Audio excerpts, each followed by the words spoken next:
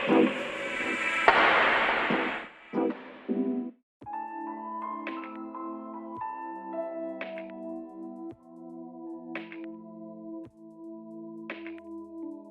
thinkers, Uday here, and a little while ago, my brother and I uploaded a short video on things you can and should do during this COVID-19 quarantine that we are all going through right now.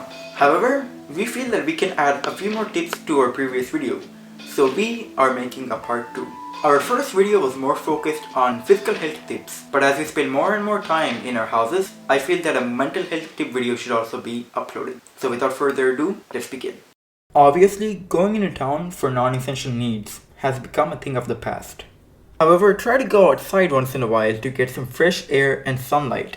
As you may know, the sun is the best source of vitamin D for us, and getting a fresh breath of air once in a while not only improves your respiratory circulation, but also your blood circulation. Even when you're indoors, you can always open the blinds to let in the light, or even just open your windows to increase the household ventilation. If you do decide to go outside, make sure to wash your hands for at least 20 seconds after you come inside. This is about the same time as the time it takes to sing Twinkle Twinkle Little Star.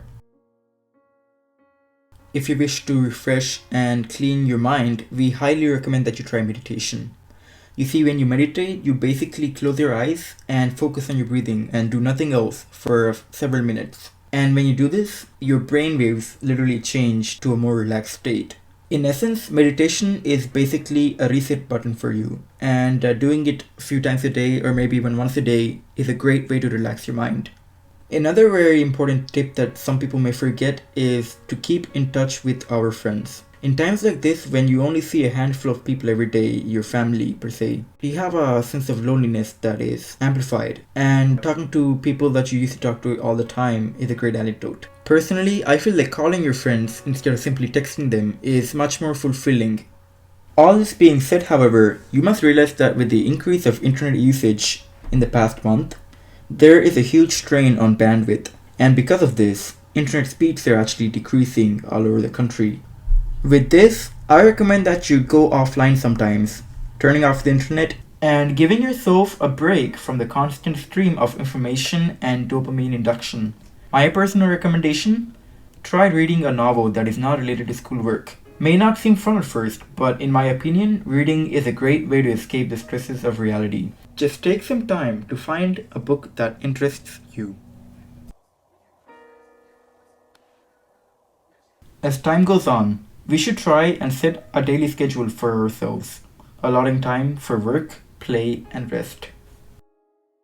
My final tip, and the most important one at that, is for us not to lose any hope. We are going through this crisis as a global community, and with all of the grim statistics and heartbreaking stories making headlines everywhere, it's very easy to feel pessimism and despair. In situations like this, where fear, anxiety, and even boredom take over our thoughts, time itself seems to be expanded, and a month or even a week may feel like eternity. But realize that though it may not be visible right now, there is a light at the end of this tunnel. We as a humanity have been through a handful of such situations like this, where life as we knew it seemed to stop. However, we persisted, and every time, we made the life that we knew even better. With this, I want to remind you guys that while most of us may be fortunate enough to have food in our fridge and a roof over our head, many of us do not have these privileges. There are many people out there who are growing hungry right now, or maybe they do not have a steady source of income, or even worse, maybe they have a family member in ICU looking for a ventilator. I want you all to keep these people in your prayers and in your mind throughout the day. Lastly, please follow the social distancing rules, because at this point, that's the best vaccine we have. If you found this video to be helpful in any way, please make sure to share it with your friends and family. If you have not done so already, please make sure to watch part 1 here. And until next time, you got something to think about.